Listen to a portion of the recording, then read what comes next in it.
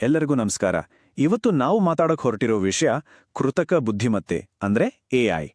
ಆದ್ರೆ ಎಐ ನಮ್ಮ ಕೆಲಸವನ್ನ ಕಿತ್ಕೊಳ್ಳುತ್ತಾ ಅನ್ನೋ ಭಯದ ಬಗ್ಗೆ ಅಲ್ಲ, ಬದಲಿಗೆ ಎಐ ಜೊತೆಗೆ ನಾವು ಇನ್ನಷ್ಟು ಬುದ್ಧಿವಂತರಾಗೋದು ಹೇಗೆ ಅನ್ನೋದರ ಬಗ್ಗೆ. ಇದಕ್ಕೊಂದು ಒಳ್ಳೆ ಹೆಸರಿದೆ, ಅರಿವಿನ ಸ್ಥಿತಿಸ್ಥಾಪಕತ್ವ. ಏನಿದು ಅಂದ್ರೆ ತುಂಬಾ ಸರಳ. ಬದಲಾಗ್ತಿರುವ ಈ ಜಗತ್ತಿನಲ್ಲಿ ನಮ್ಮ ಮೆದುಳನ್ನ ಸದಾ ಚುರುಕಾಗಿ ಯಾವುದೇ ಪರಿಸ್ಥಿತಿಗೆ ಹೊಂದಿಕೊಳ್ಳುವ ಹಾಗೆ ಮತ್ತು ಬಲವಾಗಿ ಇಟ್ಕೊಳ್ಳೋದು. ಹೇಗೆ ಒಂದು ರಬ್ಬರ್ ಬ್ಯಾಂಡನ್ನು ಎಳೆದಾಗ ಅದು ಮತ್ತೆ ತನ್ನ ಮೊದಲಿನ ಸ್ಥಿತಿಗೆ ಬರುತ್ತೋ, ಅದೇ ರೀತಿ ಸವಾಲುಗಳು ಬಂದಾಗ ನಮ್ಮ ಮೆದುಳು ಕುಗ್ಗದೆ ಇನ್ನಷ್ಟು ಶಕ್ತಿಯುತವಾಗುವುದೇ ಈ ಸ್ಥಿತಿಸ್ಥಾಪಕತ್ವ. ಬನ್ನಿ ಇದರ ಬಗ್ಗೆ ಆಳವಾಗಿ ತಿಳಿದುಕೊಳ್ಳೋಣ. ಮೆಡಾ ಫೌಂಡೇಶನ್ನ ಈ ಮಾತು ನೋಡಿ ಎಷ್ಟೋ ಅದ್ಭುತವಾಗಿದೆ ಅಲ್ವಾ? ಇದು ಇಡೀ ಚರ್ಚೆಯ ದಿಕ್ಕನ್ನೇ ಬದಲಾಯಿಸುತ್ತೆ. ಎಐ ಅನ್ನೋದು ನಮ್ಮನ್ನು ಮುಗಿಸಲು ಬಂದಿರೋ ಬೆದರಿಕೆಯಲ್ಲ, ಬದಲಿಗೆ ನಮ್ಮ ವಿಕಾಸಕ್ಕೆ ಸಿಕ್ಕಿಲೋ ಒಂದು ರಾಕೆಟ್ ಫ್ಯೂವಲ್ ಇದ್ದ ಹಾಗೆ. ಹಾಗಾದ್ರೆ ಈ ವಿಕಾಸದ ಹಾದಿಯಲ್ಲಿ ನಾವು ಮಾಡಬೇಕಾದೇನೋ? ಹೌದು, ವಿಕಸನಗೊಳ್ಳುವುದು ಹೇಗೆ? ಇದೇ ಅಲ್ವಾ ಅಸಲಿ ಪ್ರಶ್ನೆ. ಈ ದೊಡ್ಡ ಬದಲಾವಣೆಯ ಅಲೆಯಲ್ಲಿ ನಾವು ಮುಳುಗಿ ಹೋಗ್ಬೇಕಾ ಅಥವಾ ಅದರ ಮೇಲೆ ಸರ್ಫಿಂಗ್ ಮಾಡಬೇಕಾ? ಬನ್ನಿ ಈ ಕುತೂಹಲಕಾರಿ ಪಯಣದಲ್ಲಿ ಉತ್ತರವನ್ನ ಒಟ್ಟಿಗೆ ಹುಡುಕೋಣ. ನಾವು ಇವತ್ತು ಎಲ್ಲಿದ್ದೇವೆ ಗೊತ್ತಾ? ಇತಿಹಾಸದ ಒಂದು ದೊಡ್ಡ ತಿರುವಿನಲ್ಲಿ, ಒಂದು ಪರಿವರ್ತನಾ ಬಿಂದುವಿನಲ್ಲಿ ನಿಂತಿದ್ದೇವೆ. ಹಿಂದೆ ಕೈಗಾರಿಕಾ ಕ್ರಾಂತಿ ಬಂದಾಗ ದೈಹಿಕ ಶ್ರಮಕ್ಕಿದ್ದ ಬೆಲೆ ಬದಲಾಯಿತು. ಈಗ ಎಐಯಿಂದಾಗಿ ನಮ್ಮ ಬೌದ್ಧಿಕ ಕೆಲಸದ ಮೌಲ್ಯವೇ ಮರುವ್ಯಾಖ್ಯಾನಿಸಲ್ಪಡುತ್ತದೆ. ಈ ಬದಲಾವಣೆಯನ್ನ 2 ಹಂತಗಳಲ್ಲಿ ನೋಡಬಹುದು. ಮೊದಲ ಹಂತ ಯಾಂತ್ರೀಕರಣ. ಇದು ನಮ್ಮ ಕೈಕಾಲುಗಳ ಕೆಲಸವನ್ನ ಅಂದ್ರೆ ಫಿಸಿಕಲ್ ವರ್ಕ್ ಅನ್ನ ಸುಲಭ ಮಾಡಿತು. ಅದೇ ಈಗ ನಡೀತಿರೋದು 2ನೇ ಹಂತ, ಅರಿವಿನ ಬಾಹೀಕರಣ.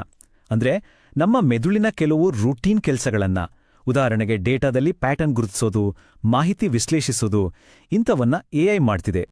ಅಂದ್ರೆ ಸಿಂಪಲ್ ಆಗಿ ಹೇಳೋದಾದ್ರೆ, ಯಾವ ಕೆಲಸವನ್ನ ಮತ್ತೆ ಮತ್ತೆ ಮಾಡ್ತೀವೋ, ಯಾವುದಕ್ಕೊಂದು ನಿರ್ದಿಷ್ಟ ಕ್ರಮ ಇದೆಯೋ ಅದನ್ನ ಎಐ ಸುಲಭವಾಗಿ ಮಾಡಿ ಮುಗಿಸತ್ತೆ.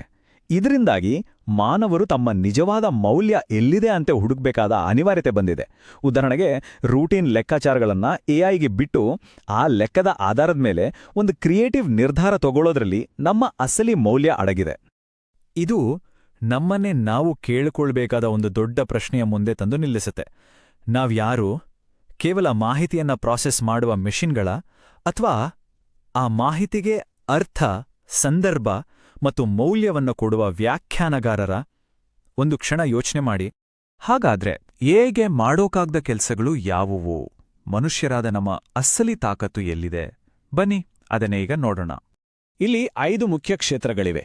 ಮೊದಲನೇದು, ಸಂಬಂಧವೇ ಇಲ್ಲದ ವಿಷಯಗಳ ಮಧ್ಯೆ ಕನೆಕ್ಷನ್ ಹುಡುಕಿ ಒಂದು ಹೊಸ ಕಥೆ ಕಟ್ಟೋದು. ಎರಡನೇದು, ಯಾವುದು ಸರಿ ಯಾವುದು ತಪ್ಪು ಅಂತ ನೈತಿಕ ನಿರ್ಧಾರ ತಗೊಳ್ಳೋದು. ಮೂರನೇದು, ಎಷ್ಟೇ ಒತ್ತಡ ಇದ್ರೂ ನಮ್ಮ ಭಾವನೆಗಳನ್ನ ಹಿಡಿತದಲ್ಲಿಟ್ಕೊಂಡು ಸ್ಪಷ್ಟವಾಗಿ ಯೋಚಿಸೋದು. ನಾಲ್ಕನೇದು, ಭವಿಷ್ಯವನ್ನು ಊಹಿಸಿ ಅದಕ್ಕೆ ತಕ್ಕಂತೆ ಯೋಜನೆಗಳನ್ನ ರೂಪಿಸೋದು. ಮತ್ತು 5ನೇದು, ಇದು ತುಂಬಾ ಮುಖ್ಯ, ಮೆಟಾ ಲರ್ನಿಂಗ್. ಅಂದ್ರೆ ಬರೀ ಕಲಿಯೋದು ಮಾತ್ರವಲ್ಲ, ಹೇಗೆ ಕಲಿಬೇಕು ಅಂತ ಕಲಿಯೋದು. ಸರಿ, ಈ ಎಲ್ಲ ಕೌಶಲ್ಯಗಳನ್ನ ಬೆಳೆಸ್ಕೊಳ್ಳೋದು ಹೇಗೆ? ಇದು ಸುಮ್ಮನೆ ಮನಸ್ಸಿನಲ್ಲೇ ಅಂದ್ಕೊಂಡ್ರೆ ಆಗೋ ಕೆಲಸವಲ್ಲ. ಇದು ನಮ್ಮ ಮೆದುಳಿನಲ್ಲೇ ನಡೆಯುವ ಒಂದು ಜೈವಿಕ ಪ್ರಕ್ರಿಯೆ, ನಮ್ಮ ನರಕೋಶಗಳನ್ನೇ ಬದಲಾಯಿಸಬಲ್ಲ ಒಂದು ಶಕ್ತಿ. ಬನ್ನಿ ಅದರ ಹಿಂದಿನ ವಿಜ್ಞಾನವನ್ನ ಸ್ವಲ್ಪ ನೋಡೋಣ. ನಮ್ಮ ಮೆದುಳು ನೋಡಿ 2 ಮುಖ್ಯ ಮೋಡ್ಗಳಲ್ಲಿ ಕೆಲಸ ಮಾಡುತ್ತೆ. ಒಂದು, ಹೋರಾಟ ಅಥವಾ ಪಲಾಯನ ಮೋಡ್. ಅಂದ್ರೆ ಭಯ ಅಥವಾ ಆತಂಕ ಎದುರಾದಾಗ ನಮ್ಮ ಯೋಚನೆಗಳೆಲ್ಲ ಸಣ್ಣದಾಗುತ್ತೆ, ಕ್ರಿಯೇಟಿವಿಟಿ ಮಾಯವಾಗುತ್ತೆ. ಇದಕ್ಕೆ ಬದಲಾಗಿ ನಾವು ನಮ್ಮನ್ನ ನಿಯಂತ್ರಿಸಿಕೊಂಡಾಗ ವಿಶ್ರಾಂತಿ ಮತ್ತು ಏಕೀಕರಣ ಅನ್ನೋ ಮೋಡ್ಗೆ ಬರ್ತೇವೆ. ಇಲ್ಲಿ ನಮ್ಮ ಮನಸ್ಸು ವಿಶಾಲವಾಗುತ್ತೆ, ಹೊಸ ಐಡಿಯಾಗಳು ಹುಟ್ಟುತ್ತೆ ಮತ್ತು ನಮ್ಮ ಅತ್ಯುತ್ತಮ ಪ್ರದರ್ಶನ ಸಾಧ್ಯವಾಗುತ್ತೆ. ಹಾಗಾದ್ರೆ ಆ ಕ್ರಿಯೇಟಿವ್ ಮೋಡ್ಗೆ ಹೋಗೋದು ಹೇಗೆ? ತುಂಬಾ ಸರಳ.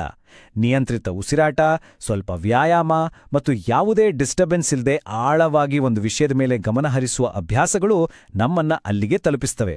ಒಂದು ವಿಷಯ ನೆನಪಿರ್ಲಿ, ಈ ಸ್ಥಿತಿಸ್ಥಾಪಕತ್ವ ಅನ್ನೋದು ಕೇವಲ ಮಾನಸಿಕ ಆಟ ಅಲ್ಲ, ಇದು ನಮ್ಮ ದೇಹ ಮತ್ತು ಮನಸ್ಸಿನ ಒಂದು ಅದ್ಭುತ ಜುಗಲ್ಬಂದಿ. ಈ ಆಂಟಿಫ್ರಾಜಿಲಿಟಿ ಅನ್ನೋ ಪದ ಇದೆಯಲ್ಲ, ಇದು ಅದ್ಭುತವಾದದ್ದು. ಹೀಗೆ ಅರ್ಥ ಮಾಡ್ಕೊಳ್ಳಿ, ಒಂದು ಗಾಜಿನ ಲೋಟ ಕೆಳಗ ಬಿದ್ರೆ ಒಡೆದೋಗುತ್ತೆ, ಅದು ಫ್ರಾಜೈಲ್. ಒಂದು ರಬ್ಬರ್ ಚೆಂಡು ಬಿದ್ರಿ ಪುಟಿದಳುತ್ತೆ, ಅದು ರೆಸಿಲಿಯೆಂಟ್. ಆದ್ರೆ ನಮ್ಮ ಮೂಳೆ ಮುರಿದು ಮತ್ತೆ ಕೂಡಿಕೊಂಡಾಗ ಆ ಜಾಗದಲ್ಲಿ ಮೊದಲಿಗಿಂತ ಗಟ್ಟಿಯಾಗುತ್ತೆ, ಅದೇ ಆಂಟಿಫ್ರಾಜೈಲ್. ಅಂದ್ರೆ ಸವಾಲುಗಳು ಬಂದಾಗ ಕುಗ್ಗಿ ಹೋಗದೆ ಅದೇ ಸವಾಲುಗಳಿಂದ ಇನ್ನಷ್ಟು ಬಲಗೊಳ್ಳುವುದು. ಓಕೆ, ಇಲ್ಲಿಯವರೆಗೂ ಥಿಯರಿ ಎಲ್ಲ ಆಯಿತು. ಈಗ ಪ್ರಾಕ್ಟಿಕಲ್ ಆಗಿ ಯೋಚನೆ ಮಾಡೋಣ. ಎಐ ಜೊತೆ ಸ್ಪರ್ಧೆ ಮಾಡೋದನ್ನ ಬಿಟ್ಟು ಅದರ ಜೊತೆ ಕೈ ಜೋಡಿಸಿ ಕೆಲಸ ಮಾಡೋದು ಹೇಗೆ ಅಂತ ನೋಡೋಣ. ನಾವೆಲ್ಲ ಸೆಂಟರ್ ಮನಸ್ಥಿತಿಯನ್ನ ಅಳವಡಿಸ್ಕೋಬೇಕು. ಏನಿದು ಸೆಂಟರ್ ಅಂದ್ರೆ? ಈ ಐಡಿಯಾ ಬಂದಿದ್ದು ಹೈಬ್ರಿಡ್ ಚೆಸ್ ಆಟದಿಂದ. ಅಲ್ಲಿ ಕೇವಲ ಸೂಪರ್ ಕಂಪ್ಯೂಟರ್ ಆಡೋದಕ್ಕಿಂತ ಅಥವಾ ಕೇವಲ ಒಬ್ಬ ಗ್ರ್ಯಾಂಡ್ ಮಾಸ್ಟರ್ ಆಡೋದಕ್ಕಿಂತ ಒಬ್ಬ ಸಾಮಾನ್ಯ ಆಟಗಾರ ಮತ್ತು ಒಂದು ಸಾಮಾನ್ಯ ಕಂಪ್ಯೂಟರ್ ಒಟ್ಟಾಗಿ ಆಡಿದ ತಂಡವೇ ಯಾವಾಗಲೂ ಗೆಲ್ಲುತ್ತಿತ್ತು. ನಮ್ಮ ಗುರಿ ಎಐ ಅನ್ನು ಸೋಲಿಸುವುದಲ್ಲ, ಅದನ್ನ ಒಂದು ಸೂಪರ್ ಪವರ್ಫುಲ್ ಟೂಲ್ ಆಗಿ ಬಳಸ್ಕೊಂಡು ಗೆಲ್ಲೋದು. ಈ ಟೇಬಲ್ ನೋಡಿ, ಇದು ತುಂಬಾ ಸ್ಪಷ್ಟವಾಗಿ ಹೇಳುತ್ತೆ. ಡೇಟಾ ಅನಾಲಿಸಿಸ್, ಮೊದಲ ಡ್ರಾಫ್ಟ್ ಬರೆಯೋದು, ಈ ಥರದ ರುಟೀನ್ ಕೆಲಸಗಳನ್ನ ಎಐಗೆ ಕೊಟ್ಬಿಡೋಣ. ಆದರೆ ಅಂತಿಮ ತೀರ್ಪು, ನೈತಿಕ ನಿರ್ಧಾರ ಮತ್ತು ಭವಿಷ್ಯದ ಬಗ್ಗೆ ಯೋಚಿಸುವಂತಹ ಮಹತ್ವದ ಕೆಲಸಗಳನ್ನ ನಾವು ನಮ್ಮ ಹತ್ರವೇ ಇಟ್ಕೊಳ್ಳೋಣ. ಇದರಿಂದ ನಮ್ಮ ಅಮೂಲ್ಯವಾದ ಮೆದುಳಿನ ಶಕ್ತಿ ಸರಿಯಾದ ಜಾಗದಲ್ಲಿ ಬಳಕೆಯಾಗತ್ತೆ. ಇಲ್ಲಿಯವರೆಗೆ ಎಲ್ಲವನ್ನೂ ಕೇಳಿಸ್ಕೊಂಡಾಯ್ತು. ಈಗ ಅಸಲಿ ಆಟ ಶುರು. ನಮ್ಮ ಮೆದುಳಿನ ಶಕ್ತಿಯನ್ನ ಹೆಚ್ಚಿಸಲು ಮತ್ತು ಈ ಹೊಸ ಎಐ ಯುಗಕ್ಕೆ ಸಿದ್ಧರಾಗಲು ಕೆಲವು ಸರಳವಾದ ಆದರೆ ತುಂಬಾ ಪರಿಣಾಮಕಾರಿಯಾದ ಅಭ್ಯಾಸಗಳನ್ನ ನೋಡೋಣ. ಪ್ರತಿದಿನ ಮಾಡಬಹುದಾದ ಕೆಲವು ಸರಳ ಅಭ್ಯಾಸಗಳು. 1. ಯಾವುದೇ ಡಿಸ್ಟರ್ಬೆನ್ಸ್ ಇಲ್ಲದೆ 1 ಗಂಟೆ ಕಾಲ ಆಳವಾಡಿ ಕೆಲಸ ಮಾಡಿ. ಇದು ಏಕಾಗ್ರತೆಯನ್ನು ಹೆಚ್ಚಿಸುತ್ತೆ. 2.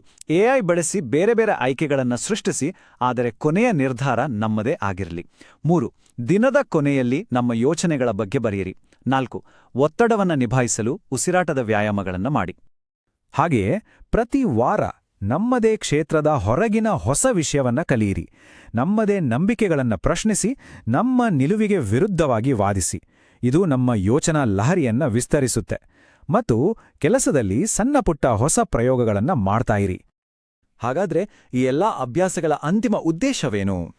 ಕೇವಲ ಕೆಲಸವನ್ನ ಬೇಗ ಮುಗಿಸೋದಕ್ಕಾ? ಖಂಡಿತ ಇಲ್ಲ.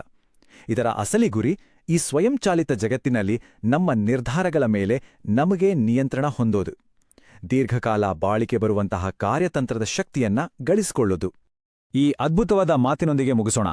ನಿರ್ಣಾಯಕ ಪ್ರಶ್ನೆ ಇನ್ನು ಮುಂದೆ ತಾಂತ್ರಿಕವಲ್ಲ, ಅದು ನರವೈಜ್ಞಾನಿಕ. ಎಷ್ಟು ನಿಜ ಅಲ್ವಾ?